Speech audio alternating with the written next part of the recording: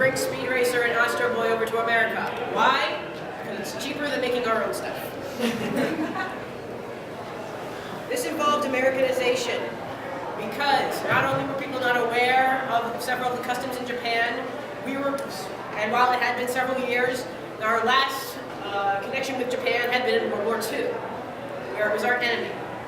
And one thing that people have probably really overlooked is how much anime has influenced our perception of Japan, especially since they were who we were battling in World War II. I have actually had situations in which my grandfather has looked at me very questionably when I talk about my love of anime because he fought in World War II. And in fact, the Japanese government has said that they greatly encourage the exportation of anime because it helps people think better about their country. Now, the Americanization was not done necessarily to cover stuff up. It was to have people understand the shows better. They didn't think that a Japanese-sounding name like Go Mifune, the name of Speed Racer in the original Japanese, was going to work. And also, they did not have, exactly well translated scripts. So a lot of that stuff they had to pick up. Years and years and years and years and years later, they decided to make a Speed Racer movie. However, this Speed Racer movie was not done because they saw the original and decided to worship what great the original was. It was because Speed Racer was a nostalgic property from the 1950s, and they showed it because they thought people would remember it, as well as it being generally a young adult movie. The problem is that, and the biggest problem with anime adaptations is that no one in Hollywood has any idea how to advertise these things. They have absolutely no idea, especially since the only ones they've done so far have been stuff from very, very early airing of anime, by which those people are like 60 or something now. They have no idea if they're airing it for nostalgic crowd, which would be too old to care, or the new people who have no idea what these things are.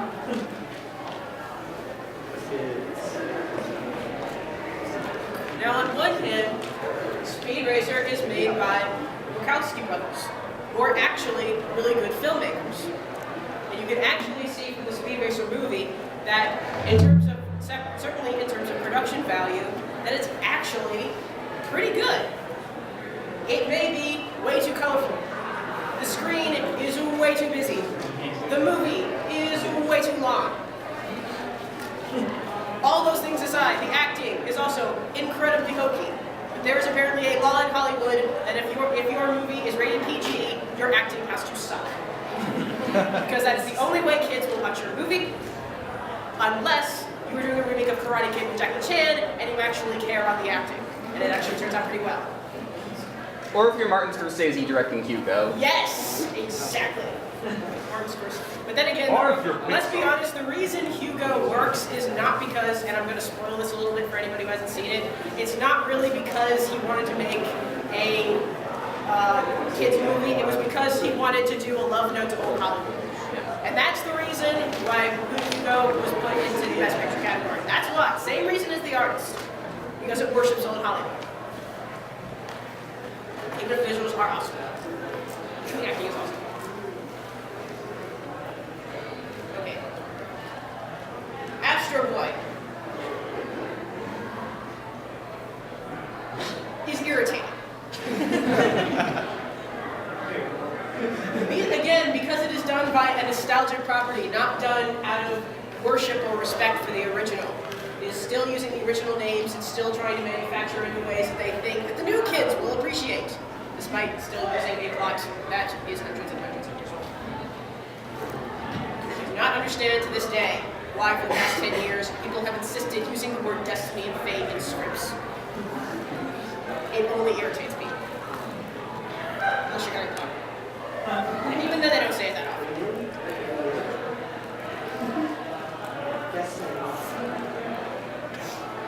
I think, and Astro Boy was definitely a major suffrage of the fact that nobody had any idea who you were advertising it to.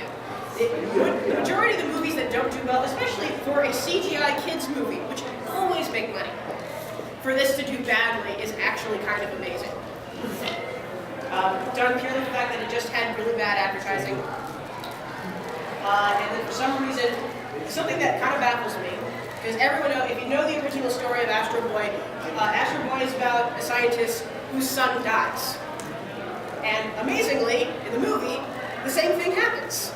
They actually kill off his son, which I actually was very impressed by. This, however, caused a whole bunch of critics to call that the movie was too dark. For a PG movie. In which, still, you look back and Beauty and the Beast is rated G. God forbid. God forbid the word death. Okay, by the way, does anybody know that in England, Doctor Who is a kids show? Seriously. So it really makes you look at things that we're really or not really sure it is. We all got to remember the original Grimm's fairy tales. Those were kids' stories. They were meant to scare the crap out of you. Do the right thing or die. Do the right thing or die. Dragon Ball Evolution. I love watching. It's a failure on every single level. Every level. And I say this as somebody who actually had not seen Dragon Ball by the time I saw the original movie. I knew very little about Dragon Ball. Any of it. When I saw Dragon Ball Evolution. I did know generally that, him being in high school was wrong. I knew that stuff, but I didn't know anything else about it. I then watched the movie. I watched it not knowing what to think of it. I then finished watching the movie and had the sensation that the inside of me was disappearing. As if a vacuum had appeared inside my soul and was sucking me out. This movie literally the next thing I said after watching this movie was, who made this and why? I have absolutely no idea. To then finally watch Dragon Ball, which I do have to say for the record, Team 4-Star is the only reason why I started watching Dragon Ball. God bless Team 4-Star. And it's kind of, I am very much under the opinion that the creators of Dragon Ball essentially wanted to make a movie about a kid in high school who's doing martial arts, and then at the last minute decided to call it Dragon Ball. And then at the last minute they changed the names. It's the only conceivable reason I can come up with, because Dragon Ball has absolutely nothing to do with anything that is required by Dragon Ball, except for the fact that the characterization of Roshi is okay. It's not great. It's okay. Everything else is okay. Huh? Yeah, that's mainly thanks to the actor, yes.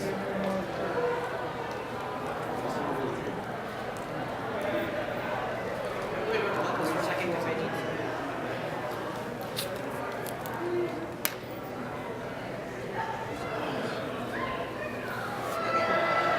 Just to give you a general example, and of course there are still rumors that Hollywood still wants to make, stuff like Akira. Okay. Speed Racer. The budget, $120 million. It makes 44 in the US, and in total it makes 94. That's $30 million lost. Astro Boy costs $65 million. Domestically, it makes 19. And in total, it makes 39. That's about $25 million lost.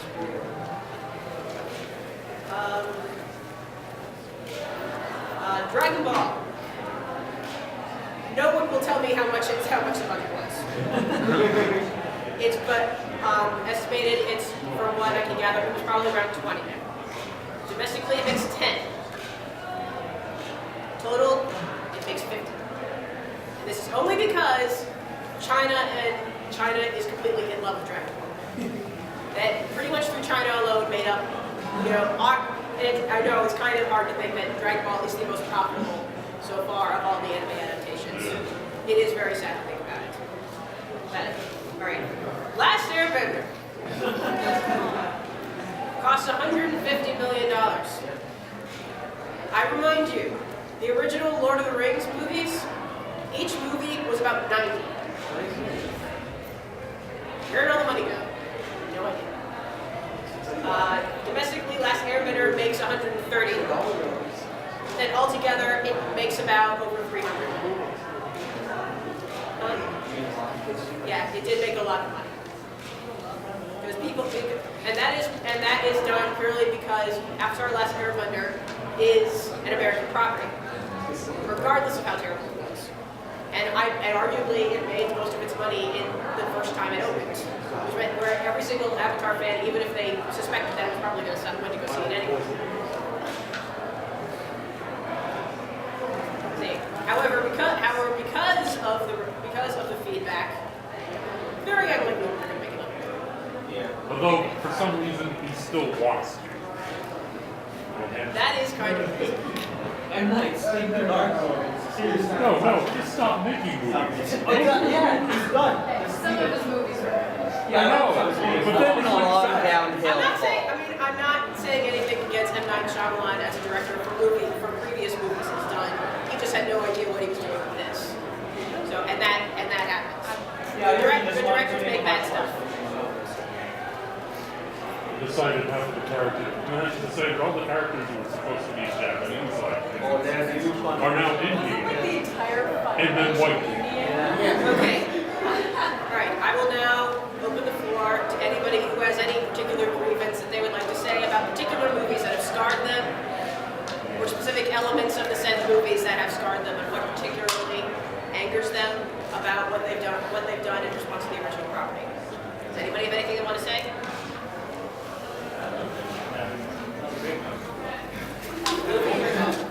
Yeah, the movie. That was good. Okay. You want to explain why? Thank Jeebus, they're not making the Evangelion. I heard about, and that's kind of the thing, is that you get rumors that they're making anime movies all the time. I mean, I remember years and years and years ago, rumors of an Evangelion movie in which they were going to get Robin Williams to play Gendo. Yes, I was remember the one about the Death Note movie and getting Zac Efron to play Gendo. Yeah. I know, right? Robin Williams is a major leader. So I'm not saying that he would have done terribly at it. I'm saying a lot of people probably would have gone to see it just to see him play Gendo. The same way that when I think the rumors of the Cowboy Bebop movie, a lot of people would have probably gone to see the Cowboy Bebop movie just to see Keanu Reeves try to fail at it. As of recently, they're still trying to make the Akira movie. Wasn't it like canceled again because they're trying to get the budget down to like $2 or something? Fantastic. As far as I'm concerned, and I find it very unlikely, and honestly, just from looking at the results, the ultimate financial failures that were essentially Speed Racer and Astro Boy. Granted, that I'm not sure, it's very fascinating on why Hollywood still wants to make anime movies. Okay. There is, however, I always found one very fascinating element of the movies that have been adapted by Hollywood, and that's that so far, kind of with the exception of Last Airbender, which again doesn't really count. It's not anime in the same. It's because it's an American property. Its popularity changed the situation somewhat. That none of the anime adaptations were done by major studios. None of the anime adaptations were done by studios where they actually believed this was going to be the next big thing. Nobody went. This people have been dying us to make an Astro Boy movie. Of course, we have to make one. These were legitimately done by people who, while specifically the reason why they picked Speed Racer and Astro Boy is because Hollywood is in the middle of a nostalgia finish. Let's basically take anything that was ever popular ever, make it into a movie, or turn it into 3D. Well, besides the fact that Warner Brothers, they bought Bleach, and they are going to make the movie out of it. They're already talking about introducing the hazards. I'm not shocked. Yeah, but they just bought Bleach like last year. Yeah, We'll see how that. those surprisingly, the screenwriter of the movie says he's still going to set the movie in Japan, so that's an improvement over a lot of those anime. Yes, but is it going to star Japanese actors? Hopefully, but Okay. if it doesn't, that'll be annoying. Yeah. What do you think is a major obstacle Hollywood has yet to address? Has to be overcome in order to make it look anime to live action adaptation? Okay. For me, there's really two big things, and one of them. First of all, there is the issue that everybody talks about whenever an anime gets a license, and that is whitewashing. That is the casting of white actors in presumably Asian roles. Now, on one level, and this may cause a lot of people to hate this. Now, when you are who knows Throne of Blood by Akira Kurosawa? Yeah. Akira Kurosawa made Throne of Blood, which is a Japanese movie of Macbeth. And what he did is he basically took the movie of Macbeth, he set it in Japan, and it cast Japanese actors. Because he basically took the same story, but he put it in a different environment. Now, potentially, I have nothing wrong with say, the pure idea of taking Akira and then trying, even though ultimately a lot of the subtle things about Akira was about, politics in Japan and the atom bomb and stuff, that is frankly way over my head. I have no problem on the fundamentals of taking Akira and placing it in America. That still makes it that the taking of foreign properties, and which is already a problem with Hollywood's problem with minority actors, is they will cast minority actors, but they will never have minority actors in leading roles. These were the biggest problem with Dragon Ball Evolution and for Avatar: The Last Airbender, is that they had plenty of Asian actors, but none of them were in leading roles, which is the thing that people are really anxious about. The biggest thing and frankly, that this was something that if M. Night Shyamalan had simply had the guts to keep the main characters, even if this possibility if everybody else was white and the main characters were minorities, that would have been a huge step forward, and possibly that could influence the entire industry if he had managed to pull that off. And the fact that he copped out on it is just another one that it doesn't make it necessarily worse. It just means that he followed what Hollywood was already doing and just made the movie that much more unremarkable and caused a whole bunch of controversy that frankly probably made a lot of people want to go see it just to prove him wrong. It is a different issue, however. It's a different issue if you make an adaptation of an anime movie and you set it in Japan and you still cast white actors, then that's just annoying. Yeah. Another question.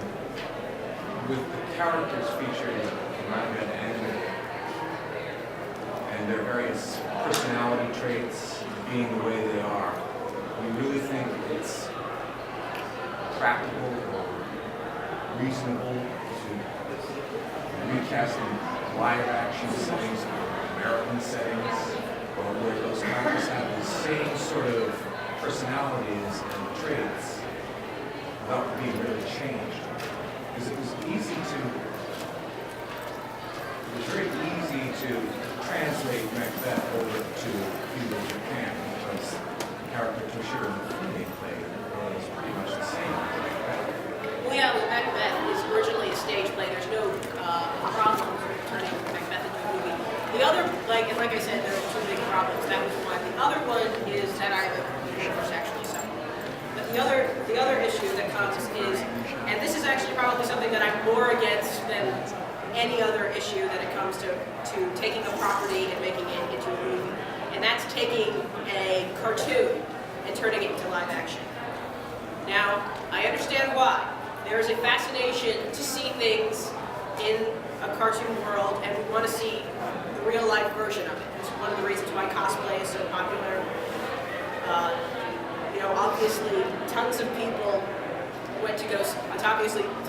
sadly went to go see the Smurfs movie for some reason, despite the fact that I don't know a single person that didn't know that it was going to be terrible. I think one of the biggest crimes is taking a cartoon property and making it live action. Animation is a superior medium for storytelling, in my opinion. There are animation, you can do things in animation that you just cannot do in live action, and that is why anime is popular. It's actually one of the fundamental reasons why I think that anime is getting more popular in America, is because it's still a 2D medium when 3D is taking over. Because 3D animation is great, I love Pixar as much as anybody else. But the over-stylization and the exaggeration that you can pull off in a cartoon world is what makes anime what it is.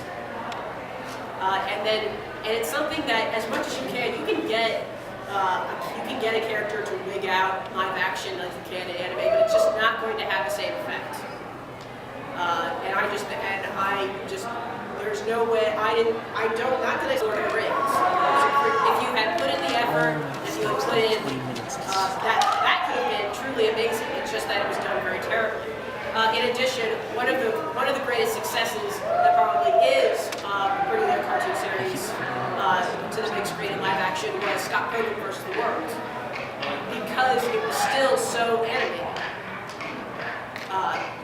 But again, this wasn't done in the same way as it was done in the comic book, but it was done enhancing the live action enough so that it still managed to really pop. And that's something that, and Edgar Wright's just a fantastic director, and that's just something that is amazing, Since you brought up Scott Pilgrim, I was wondering, like,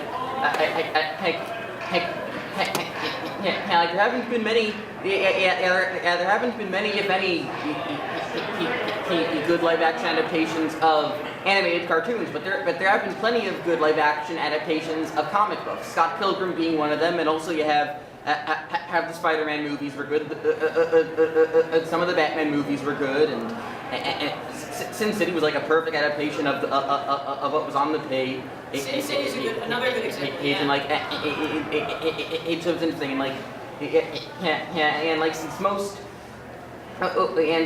Japanese anime are based off of manga, since it seems that comic book adaptations have been more successful than cartoon adaptations, do you think?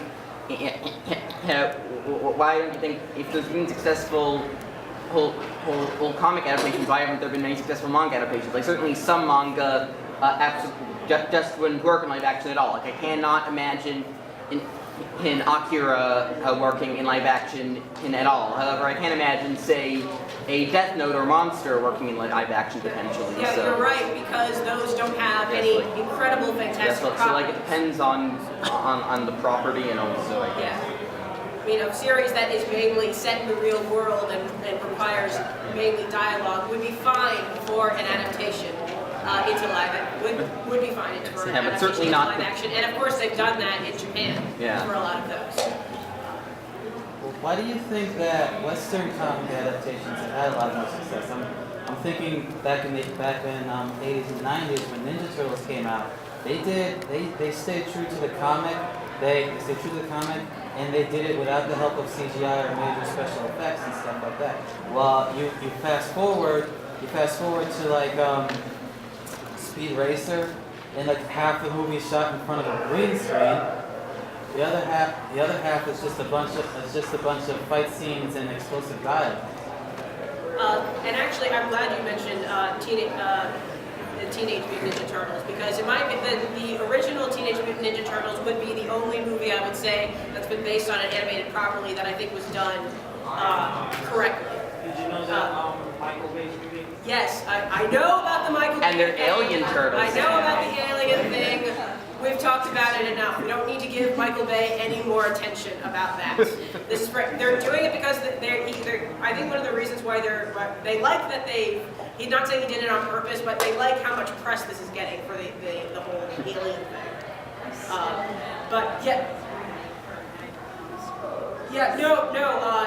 I don't think many things that Michael Bay has done have been incredibly good. It's just that he manages to make things. He for some reason he makes things that people buy to go see.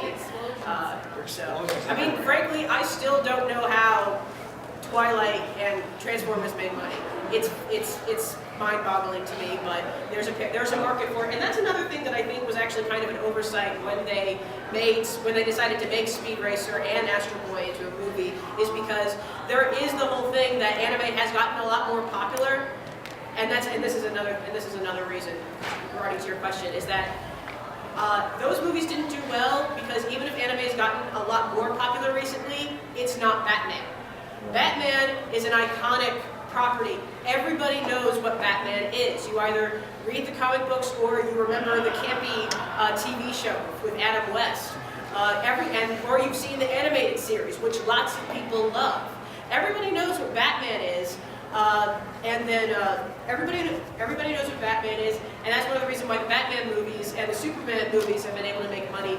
It's actually kind of amazing the success of Iron Man, because a lot of people didn't know what Iron Man was. But it was done because of the very fantastic script work and acting work of Robert Downey Jr. is the reason why those movies take off. And they realize how much people like the kind of crazy fantasy stories when they take them seriously. Because so far they've had the option of either making them too kiddie, like they did when Joel Schumacher tried to handle the Batman franchise. And they've just suddenly realized how much, if you actually stick to the source material, it's amazing how much people like it. And I think they're actually starting to know that. But again, I actually think that the biggest misstep by Hollywood in even making an anime movie is because anime is more popular than it was, but it's not as popular as a lot of the comic books because it's a cult culture. And yes, we have tons of people that go to conventions. It's still not that popular. I mean, every single person who's a fan of Cowboy Bebop could go see a Cowboy Bebop movie. It still probably won't make tons of money. You just don't have that many people that know about this stuff, which is why them making an Akira movie, frankly, it wouldn't get tons of money. In fact, that's probably why they're trying to keep the budget low, because they know it's not going to make a ton of money, because nobody really knows, no one who isn't an anime fan would probably even know what Akira is. And actually, aside from that, in my opinion, a really good, if you would, Americanized, almost to the young culture Akira movie has already been made. It's called Chronicle. And they did it, and it was pretty good. I mean, it didn't have, the politics and the Nida Bomb and all that stuff, but on a story of a kid who gets superpowers and goes crazy with them, Chronicle was fantastic. And it was low budget. And frankly, if they make an Akira movie, unless it's directed by Christopher Nolan, and they follow it to a T, which frankly still probably wouldn't work, I just don't see an Akira movie being at the very least financially successful. Yeah. A couple little things on the subject of, although this is another live action to live action thing, a successful Americanization of a Japanese property would be something like you take the Seven Samurai and you get the Magnificent Seven. It's really a lot of the cosmetic things and the little things about the characters can be changed if you keep the core of the characters. And that's what happened with those two movies, is the Magnificent Seven still had the core of the Seven Samurai. And just to bring up a small, it was never even fully made, but potential live action from anime travesty that almost happened. They attempted to make a American live action adaptation of Sailor Moon. I did not. If you ever see, there's a video of it online. One of the Sailor Scouts is in a wheelchair, and they have animated segments, poorly animated segments, and they windsurf to the stars. Some elements of those stories as Akira can't really translate well into American settings or such. Like the thing where Kaneda and Tetsuo and Kai and Yamagata were motorcycle punks with these high-tech, top-yen motorcycles doing high-speed duels with other thugs at hundreds of miles per hour, and there's no mention of where do they get the money for them. Well, that's just from a logic. Yeah, but I think a lot of people will question that, and that can be the chink in the armor, so to speak, the Achilles heel to a whole story structure, that this could not be all that believable, even if it does take place in the future. Because we know that in Tokyo, with the expressways, it's just not possible to do those kind of high-speed race and chase. So, Okay, sorry. You were still talking. Go ahead. but if you, I just want to ask you, are you in favor of any sort of adaptation of Akira live action? I mean, like I said, if Christopher Nolan does it, and they stick with the original story, I don't see any reason why it can't work. But again, I don't think that because very few people know what Akira is, I don't think it'll be financially successful. It could be there are fundamentally animes that if you follow the story, or sometimes a lot of animes are grounded with a lot of Eastern philosophy that probably would not translate to American audience as well, with very, very minor changes. If you adapt it, I have no doubt that they probably could make decent movies. It'd be a struggle to see if they're financially successful, because that's the biggest problem in Hollywood, is trying to find movies that'll be financially successful, and that's the reason why they're basically on a nostalgia trip. Well, they're taking all the properties that people loved when they were kids and turning them into movies, because those are the only ways they can guarantee if it'll get some kind of return, because people will see it just to see how it turns out. And also another one I was thinking of anime properties that I think actually could be made into live action movies reasonably well. And the only one I could think of that I actually think could make a plausible, really good, and even low budget action movie would be Gunsmith Cats. Because Gunsmith Cats is already set in America, and it's about a pair of female gunsmiths.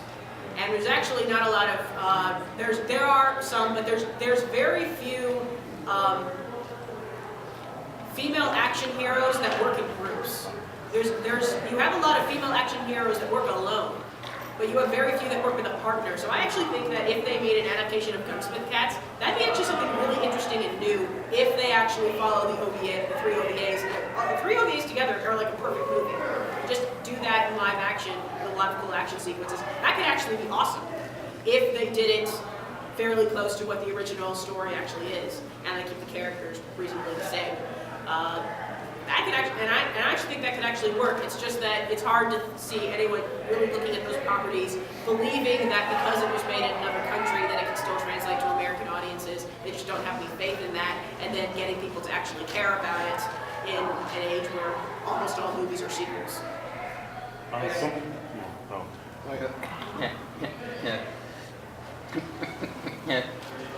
It seems to me that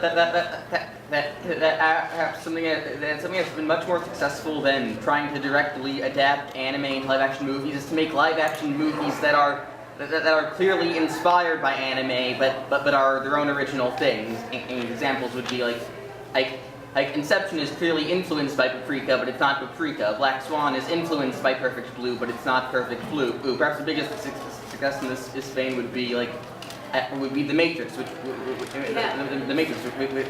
which was which came out around the same time anime started to become popular, and since it was influenced by Ghost in the Shell and Ninja Scroll and its action scenes, and then they actually made a Matrix, the Animatrix, which other than Spirited Away and Ponyo was still the best-selling anime DVD in America of all time. So that's an excellent point. Actually, can people hear me back there? Yes. Okay, just curious. I think I can project pretty well. That's it. And I actually meant to cover that earlier. I knew I forgot to forget something. Is that the influence of anime on Hollywood in the terms of directors taking influence from anime, using it to make their own properties, like The Matrix, using a lot of inspiration from Ghost in the Shell, has been able to be proven very successful. And it goes all the way back with Stanley Kubrick. Actually wanted Osamu Tezuka to work on 2001 with him. And of course, and we can all see very plainly that there are a lot of American cartoons that are very plainly influenced from anime. We all know stuff like Teen Titans. We can see Megas XLR, if anyone Megas remembers XLR, that. Avatar. You know, obviously influenced from anime, and a lot of them are really good. The ones that are influenced from, and there are some of them who I think that the new Thundercats is pushing it a little bit. It's a series that is it's trying to be Avatar Last Airbender so bad that it's actually kind of sad. Not to mention that I don't think there's a single character in that show that is likable, except for the kids. The kids are kind of cute, but I don't think anything in that show is very likable.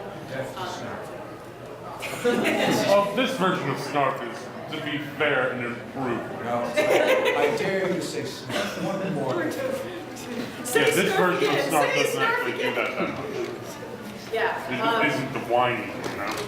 And so, and obviously we all know that John Lasseter, fantastic co-creator of Pixar, loves Miyazaki, and he put Totoro in Toy Story 3.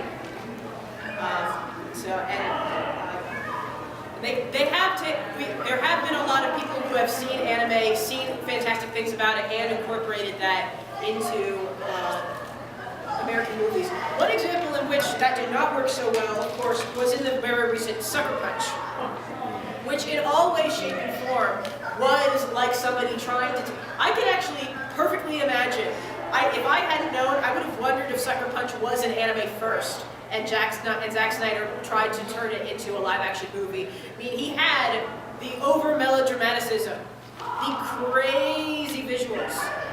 He had tons of elements that are in anime. It's just that, and that's probably an incorporation to see that a live-action anime is, because when you get right down to it, anime as a medium is not only a lot of it looks very crazy, it's incredibly cheesy. It moves, its pacing is very erratic. It is sometimes incredibly pretentious. They have to sit there and tell you what the moral of the series was, the last 2 episodes of the series. They have to sit there and tell you what the moral of the story is, exactly what Sucker Punch does. Sucker Punch just sits there and tells you what it's about, and then just shows you a bunch of action sequences that don't really mean anything. As cool looking as they are, I actually thought from a visual point of view that Sucker Punch was actually pretty awesome. From a storytelling point of view, it was incredibly pretentious and cheesy, and I actually thought that was kind of awesome. And I guess if you took Sucker Punch from the point of view as like, this was art, this was something incredibly intelligent, then yeah, it was unbelievable. It was that's kind of crazy. But if you actually looked at Sucker Punch like it was actually supposed to be like a brain killer movie, it's actually okay. Yeah. He's done visually very impressive movies. I still think that his thing with slow motion needs to change. I mean, frankly, I think that all those moments of the action sequences in Sucker Punch, if they had just been done in real time, it would have been 3 times as awesome. In addition, what was the other thing I was thinking? Oh yeah, and then of course there was the whole thing where everybody was talking about the feminism, the offensiveness of these scantily clad girls in Sucker Punch. And frankly, I only think that was an issue because the movie was rated PG-13. If it had been given a higher rating, like Zack Snyder originally wanted, and put in PG-13 because they were told that was the only way it was going to make money. Ironically, if he had probably kept it rated R, it probably wouldn't have gotten as much as it did. 2, there is absolutely no feasible way that I was going to find anything in that movie offensive because I have seen High School of the Dead. There is nothing Hollywood can do that is presumably offensive to women after I have seen High School of the Dead. And I actually kind of like High School of the Dead. So it's just that I have seen. I mean, frankly, I remember a lot of people talking about the scantily clad girls in Sucker Punch, and I'm like, I have seen Glee dances with cheerleader outfits that have been more titillating than anything in Sucker Punch. And frankly, panty shots, that's a cheerleader outfit. You see that all the time. That is not a panty shot. Have you ever had like masochistic tendency where you sort of want Hollywood to adapt something that you know is not good, is just going to be an absolute train wreck if they try and adapt it like, say, ROE. I mean, frankly, that's one thing. I think initially everybody's response is to get very defensive when they hear about anime, when they hear about Hollywood adapting anything. You know, because they think they're sullying the original property, even though, you know, Dragon Ball Evolution came and went, and the only thing it did was give us something to laugh at. It did absolutely nothing to the original property. Nobody likes Dragon Ball Evolution better than the original Dragon Ball. We just kind of laugh at it. And that's actually kind of one thing I was talking about earlier, is that I think lots of people would have gone to see the Cowboy Bebop movie just to see Keanu Reeves fail. I think a lot of people would have done that. I mean, it's completely feasible. I just don't think a lot of people, nobody, I don't think anybody looks forward to it like that. I know there are some people who will, you know, obviously I think the Nostalgia Critic did a thing where he didn't care that, you know, Michael Bay was going to do Aliens, because it's like, guys, it's being made by Michael Bay. It's going to suck either way. You might as well enjoy the crazy ride. Racist alien big boob explosions. Yeah. You, sorry, I'm sorry. I suppose it also depends on whether or not the directors actually research or know the source material. Like you mentioned Dragon Ball Evolution, and I also look back at movies like Super Mario Brothers, the movie, and you watch these movies, and it's clear that the writers probably did no research on, you know, on the source. That's actually kind of the amazing thing, because Hollywood has this tendency where they try to take a property and then they try to do everything they can to it to make it marketable to the mass audience. Now, when they do that, they constantly forget why people like the original source material, which is kind of the amazing thing. You know, in the end, it's amazing. Lord of the Rings was as good as it was. But at the same time, what a lot of people don't see, you would see if you read the books, but Peter Jackson actually alters. He keeps Lord of the Rings story the same, but then he formats it into the style of a blockbuster action. Because if you read the books, you know there's a lot of history. There's a lot of poetry. There's a lot of singing. There is a lot of talking and very little action. Peter Jackson essentially keeps the story the same. He just shapes it more to be more like an action movie. And that's ultimately what he did. And that's a way of keeping the source material but still presenting it to a mass audience. Well, I suppose when you watch Lord of the Rings, you can sort of see that it's Lord of the Rings, whereas Dragon Ball Evolution or Mario Brothers the movie, you see it and there's almost no comparison. There is none, and again, I think it's because Hollywood just forgets. They want to try and market it to the mass audience, and they forget about why the fans really like it. I mean, honestly, if you were going to do your best to make an honest-to-God good Dragon Ball movie, you would need a Lord of the Rings level budget, because the world is so detailed. To do an accurate depiction of Dragon Ball would require an enormous amount of work, and they wanted to do it for like $20 million. So they were forced to do the kind of half-assed job that they did. Whereas the budget for Avatar: Last Airbender, it could have been Lord of the Rings. It could have been that cool. And Mike Shyamalan just didn't care. The whole thing during Last Airbender was just the lack of any substance in the entire movie. You can just tell that nobody in terms of directing and writing putting a lot of effort into this. It's almost like he was working on two different movies at once, and this was only like half of his effort.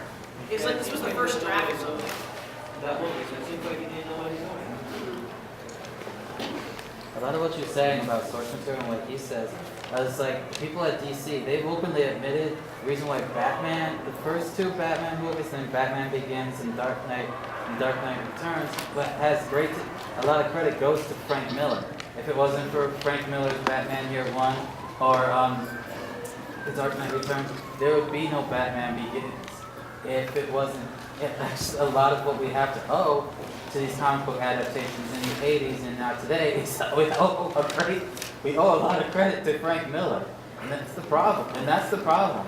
What was wrong with Last Airbender is even though they had M. Night, who probably still had a lot of good ideas, and they had the original creators working on the movie as well, is that they just rushed it out. They just wanted to rush it out, get it made, get it out there. And the thing is, I was reading an article and it said they actually blamed the fans mostly for the failure, because the fans wanted it so badly and they wanted it right away. Okay. Which I think was like the biggest dick move ever. Okay. Making the fans. I get Hollywood's thing with fan pressure. It didn't stop them from still casting white actors in the main roles. Because honestly, if they were that pressured, they might as well just change that. So they can't say that the fan outcry influenced them that much. There is a lot of tendency for Hollywood, but at the same time, one of the reasons why, you know, the whole thing with the teenage alien Ninja Turtles, you know, they like that it's gotten that much press. Even though because of the outcry that they're not going to do that, and again, there's a whole thing that him mentioning the whole fact of an alien race probably was taken a little bit out of context because, you know, ultimately they were regular turtles, but the ooze that changed them was apparently aliens. So the whole thing was probably one big misconception, or not. We don't know. It doesn't matter. It's not going to happen. I don't think it's going to be good either way. But yeah, again, the whole, I know I've said this, but they really have to remember that if they want to turn already popular properties into movies, remembering why the property is popular in the first place is the first step to making it a good movie. Because why would you want to make it into a movie because it's a popular property, because of things people already like about it? Which it's kind of fact, but they think because it's anime, and again, this is again being the thing because you know, anime is getting more popular. It's not as popular as, say, Batman. So they're trying to get the small cult following, but then get it to the mass audience, which is something that, frankly, is just kind of a bad idea because it's working in a cult environment. And, but it's just something that they haven't really perfected yet. And when they actually get on board and they make a good, and if they ever make a good anime movie, it'll be because it followed it reasonably close.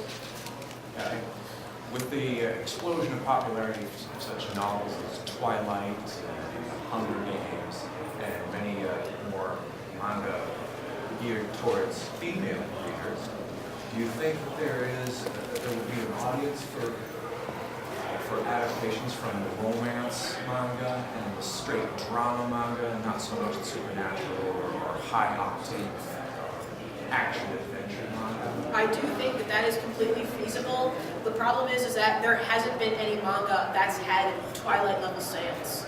I mean, the whole reason why Hunger Games and Twilight get turned into movies is because their books did so incredibly well. There's no manga that's been manga in general is very popular with the young audience, but very few particular manga sell really well. I mean, like one of the best-selling manga in America is Naruto. That would just be infeasible to make into a live-action movie. I know the thing about Bleach. We'll see how that turns out. The one thing I will say about Twilight, it's a terrible, terrible story. Most things about it are terrible. The one good thing it's done is it's kind of let Hollywood know that women are a demographic. Because women have very often, it's been the romantic comedies have been for women and then kind of nothing else. You know, women have essentially had to piggyback on stuff that guys have liked for a long time. And finally they have a property, and you know, have all their properties that pander to the shameless appeals of men. Now they have Twilight, which panders to the shameless appeals of women, which doesn't make us feel any prouder. It shouldn't, but you can say that at the very least they're paying attention to stuff that is popular with women, and they know that geekdom is not just a male thing, it being a women thing now. They're paying attention to things that girls like in the geek world, and again, God knows how Twilight became popular. Well, I have absolutely no feasible idea. A big part of it is because Twilight is basically written like a fanfic, and fanfic is and 12-year-olds, you know, think fanfiction is awesome. Yeah, they have a target audience. So yeah, I mean, there's a target audience. There's a reason why it worked. I'm ashamed that it worked, but at the same time, it'll end soon. You know, I won't have to hear about it anymore. And at the very least, about the Hunger Games, at least that's a romantic triangle that actually works. Hunger Games, I still think, personally, I still think Hunger Games is essentially made because it's a safe version of Battle Royale. Yeah, that's basically why it was made. At the same time, it's pretty good for a safe version of Battle Royale. It's actually, and you know, with the added, you know, reality TV aspect of it, which again has been done, but never done this well. that Hunger Games is actually a very good adaptation. And thanks. I have my whole thing about the Harry Potter movies and them being absolute crap. But that's purely from a filmmaking point of view. The books are fantastic, the adaptation is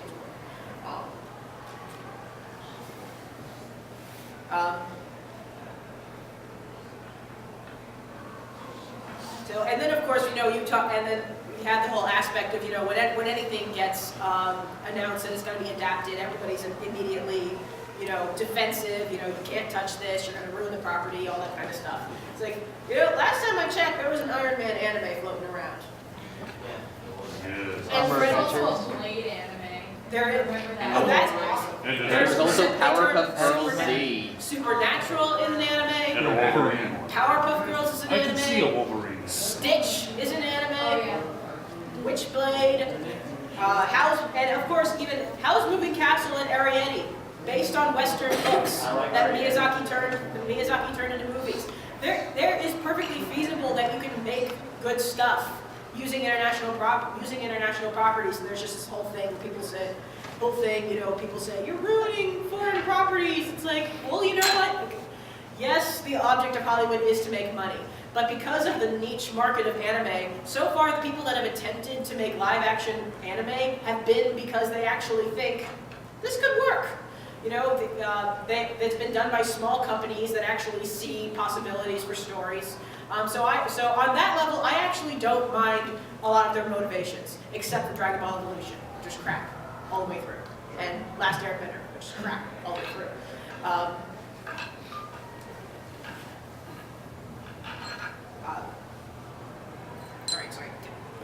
Sorry. Just one other quick thing I wanted to bring up, and we probably all know this, exactly how heavily influenced anime and manga are by Western Exactly. animation and comics.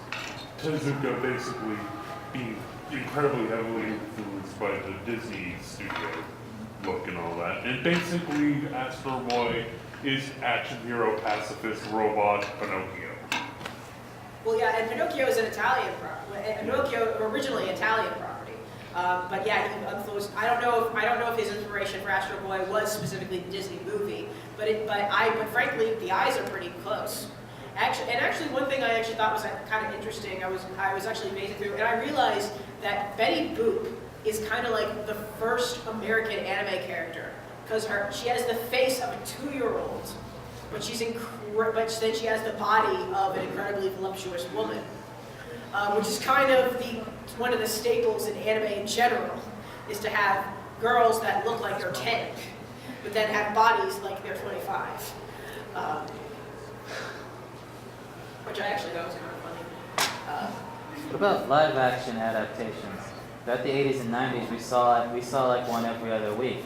Power Rangers, VR Troopers, Masked Rider, Beetleborgs, and what is it? It was like, throughout the 90s, 80s and 90s, American Power Rangers was good, but after Power Rangers in Space, it just got stupid. Especially because they just ended a series after about 25 episodes. Okay, for the record, I teach kindergarten. Kids love Power Rangers. I have kids come in every single day with Power Ranger action figures from the recent Samurai Super Squad or whatever it's called. They're wearing a Power Ranger shirt. They also have so much Cars stuff. Cars shoes, Cars books, everything's Cars. I don't actually have a problem with Cars. I have a problem with Cars sequel. Everybody does. But frankly, actually, the whole thing, I only think they actually wanted to make a Cars 2 was because Brave looks too much like How to Train Your Dragon, and they kind of needed a buffer, a time buffer between the two.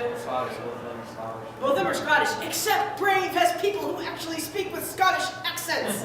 Yay, Pixar! DreamWorks, you sit down in the corner. I'm sorry, I have problems with DreamWorks. Hey, DreamWorks might actually be making a very good one coming up with No, but Rise of the Guardians. Rise of the Guardians. That's the first DreamWorks property I've seen where it hasn't looked like a parody of a movie that already has been made. And How to Train Your Dragon was actually pretty good. I know it was pretty good. And it's based off of a book series. But no, it's not How to like Train a Your Dragon, the book Yeah. series has nothing to do with the movie. Except for the fact that it's Yeah. the name. Okay, How to Train Your Dragon book. Character in the book. How to Train Your Dragon book. Toothless talks, and he's an ass. He taunts Hiccup by the fact of how pointless, of how useless he is. Movie, nothing like the book series at all. Not even remotely close. I don't even know why. I don't even know how they got to where they did with the movie. I'm not saying it's an improvement. I'm saying it ultimately made a much better movie. Book's okay on its own. Movie is a much better movie than probably the book would have made in the movie. Also, isn't Toothless a completely different species of dragon in the book? Because I believe Night Fury was the Night Fury species of dragon was created. I think so. Yeah, I think Night Fury was a created species. Fundamentally, I have no problem with that. It's okay to make. I have no problem with adaptation in general. Just adaptation in general is something that is very subjective.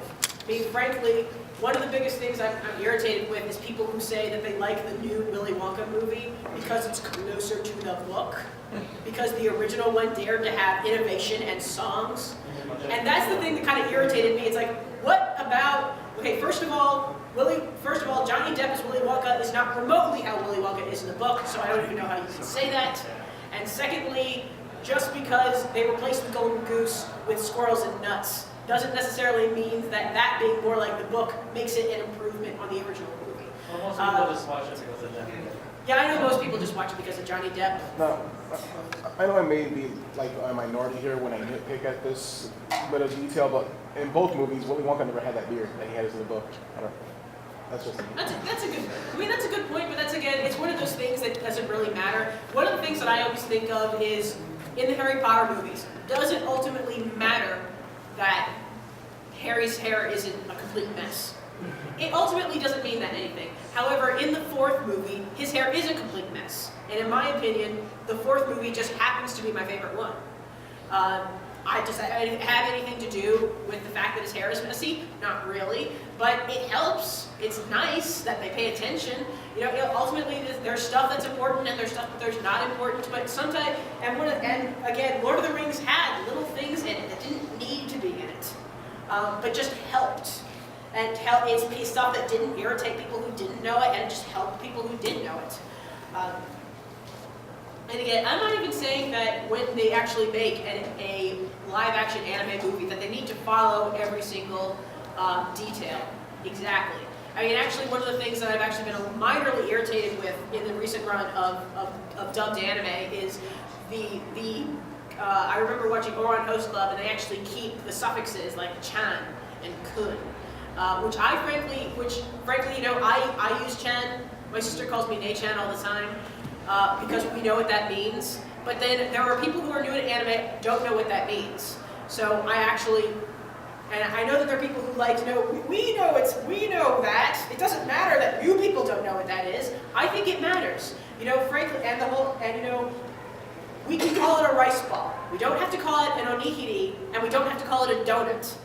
But let's just call it a rice ball. Everybody knows what that is. There's nothing wrong with a little bit of middle ground between what is ultimately extremely Japanese and what is ultimately extremely American. We can have a middle ground, which frankly is something that, everybody just watch Avatar: Last Airbender. This is a how-to guide. Look at Avatar: Last Airbender. It's done fantastically. Or watch, my opinion, actually, Yu Yu Hakusho is a fantastic dub. And actually, there's stuff about it that their dialogue doesn't follow the original dialogue exactly. Yusuke's personality in the dub is a lot more sarcastic and a lot more funny in the dub than it is in the original, which actually I think was really good because sarcasm is something that's very, very popular in America, and it's something that's not really used that much in Japanese dialogue. So I actually think, frankly, every once in a while you're like, Yusuke, seriously, somebody just died, stop making jokes. But there is leeway for adaptation that doesn't need to be exactly like the source material. It does need to pay homage, and it has to at least be related to the original source material. You can't pull a Dragon Ball Evolution and just make the whole thing up and then just say, oh, it's a Dragon Ball. This is obviously the same property. They can't do that. I actually know that in some cases, again, one of the things from anime is that anime often encompasses, Eastern philosophy or different mind tracks that Japan would like, that Japan could follow, but Americans would be kind of tough. And Here's something that's slightly objectionable because it's about 4Kids entertainment. By the way, if you want a 4Kids lollipop, go ahead and get one. Those are lollipops, not cigarettes, so you can go ahead and take one. Hope you get the joke. But there's a moment in, frankly, 4Kids, the biggest crime ultimately that 4Kids had was because they made all these changes and then didn't release an uncut version. If 4Kids had released an original uncut, nobody would have cared what changes they made for like the 5-year-old version. Nobody would have cared. They wouldn't get the amount of crap that they've gotten. If they had released an uncut version, you know, we all would have moved on with our lives. 4Kids would have, you know, we would have watched the original, we would have watched the kiddie version, we would have laughed, we would have called them morons, but we wouldn't have minded. We only get really angry at 4Kids because they didn't release an uncut version, and the fact that they can't write. But actually, when they can't write humor. They have stuff that's either unintentionally funny or stuff that's just kind of groan-worthy. But there have been moments when they're writing drama and they're not making jokes, when they're actually trying to convey story, and I mean that they're actually trying to convey story, they're not repeating story that's already been said, they're not making up dialogue for periods of silence, they actually don't suck. There's a moment in Yu-Gi-Oh! Where, because one of the myriads of times where, you know, they're in a duel and he's like, I can't possibly win, I might as well give up. You know, this happens every 5 episodes or so. Okay, in the original Yu-Gi-Oh! It's the speech that one of their friends gives is like, you need to move on because you need to move on for the honor of all of the people you've ever beaten. You know, all these people that you've beaten, they're living vicariously through you because you have their honor, and that's why you have to keep going. You had written that speech directly from the original for an American audience. Nobody would have known what the hell you were talking about. Nobody would have been able to follow that. They changed the dialogue slightly to make it more like, God, okay, seriously, you beat this guy, you beat this guy, you beat this guy, you're awesome. Just beat this guy. That we can get. So you can make very subtle changes to the philosophies of anime to an American audience while still keeping the story the same. And actually, in those respects, 4Kids actually is okay at that stuff. It's just that whenever they're trying to be funny, just all the time, and they fail at it, but what makes their properties so unbearable to listen to is because they don't believe in the intelligence of people who are under 5 years old. And again, as somebody who teaches kindergarten, kids love Miyazaki. They adore Ponyo. Kids come in with Ponyo dolls. They love Arrietty. They love Castle in the Sky. They love Kiki's Delivery Service. Kids like anime. And kids love Pokemon too. But you don't have to pander to kids. Kids are intelligent, and ultimately, again, as somebody who teaches kindergarten, I can say this. Kids are basically like aliens. They are sent here from another world to learn our ways and customs. They are looking to us to see how to like things and appreciate things. They are looking to us on how to act and how to conduct ourselves. We don't have, ultimately the original 90s Disney movies were all-age movies that just happened to be acceptable for kids. There was no obscene violence or bad language. And these days, movies tend to be more kid-centric. We really have to force in stuff the kids will like. God forbid that, we have the Onceler not have a face. He has to have a face and we have to like him. So, and even though this is an entire story about the evils of corporate, let's have that Lorax advertise IHOP in a car. I hate Lorax. I'm sorry, that was my ranting. Yeah, I mean, because let's face it, the live action, the CGI version of the Onceler looks like a Bishonen. He's totally cute. There's totally a reason why to like that guy. It's totally not right to the original source material, but he's a good-looking guy. Which is also the same thing. It's another thing I thought in Young Justice. Joker looks like a Bishonen. He's only had 2 cameos in it so far, but he looks like a Bishonen. I have problems with that. Yeah, I don't go like Bishonen anyways, though, so I mean, kind of in a Bishonen, I mean that kind of the thin stature and the frilly hair, kind of the specific things about it. I mean, still acts like the Joker. I have no idea who voices him now, because it's not Mark Hamill anymore.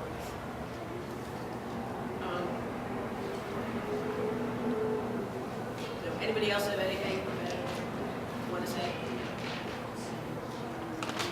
One thing I do want to bring up is, as ironically, a successful anime adaptation of a Western property, Powerpuff Girls Z. I have not. I've seen very brief instances of that. Apparently, it's fine. It's done really well. I actually think I saw the first episode of the Supernatural series that they did. It's actually it's pretty much exactly like the show, I know but that- done with an anime, and it works. I know that they changed a few episodes. I'm sure they did. Changed I don't know what it was, but I remember watching it, but I heard that it's good. I've heard, I've heard that it's decent. Actually, one thing that I remember the thing about the Iron Man anime, is that it starts out, and first of all, and I'm not a big fan of the Iron Man anime, I'm not a big fan of the animation, and Tony Stark isn't nearly as flamboyant. You know, we all like Iron Man because Robert Downey Jr. Robert Downey Jr. plays him, but then because it's done by Japan, you know, he's very subdued. So he's not as much fun to watch. But the biggest thing about it is that they made the first villain that we meet in the Iron Man anime is the guy he left in the cave. His partner in making the original Iron Man suit. What was essentially, oh my God, he lived, and now he hates Stark, and I thought that was terrible. I thought that was terrible because I liked that character. So you know, not even Japan does everything perfectly. So, Well, it's but like- sorry, go ahead. Well, it's when we all saw the original preview like a year before the anime come out, we all thought it was going to be completely different. The entire thing was animated, not CGI suit like in the anime, and we thought we were going to go up a completely different villain. In the preview, I'm pretty sure he was fighting Hydra, which everybody knows from the Marvel universe. In the anime, they switched it to Zodiac, which really anyone who hasn't been reading Marvel since the 70s knows who that is.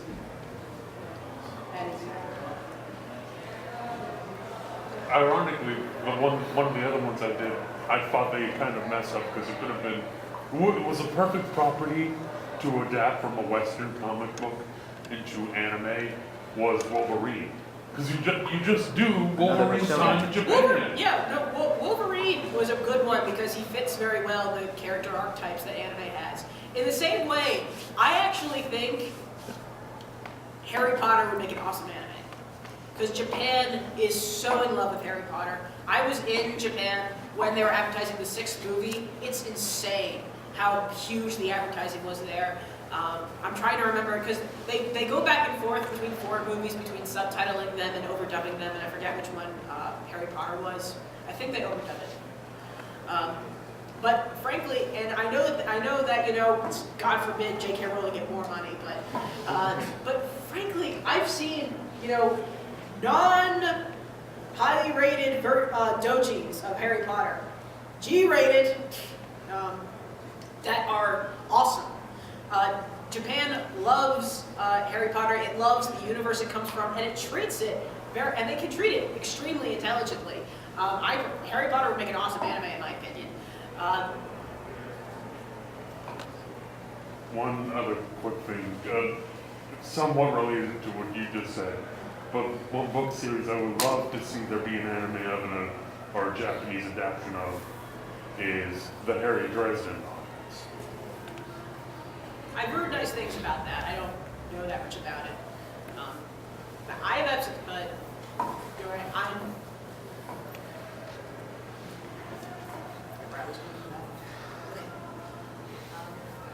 so like I said, I don't think that a really good anime adaptation in Hollywood is impossible. It's just incredibly unlikely, just for all the stuff that comes up against it.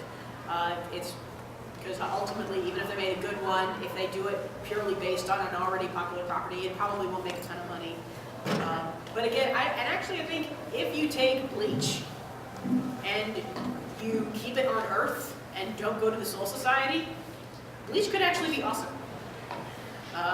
Because that was the whole problem. It just starts to go too crazy when you go to the Soul Society. And you keep it reasonably close to what the original source material is, and you don't take things out just because you think it's too silly. It actually can work fine.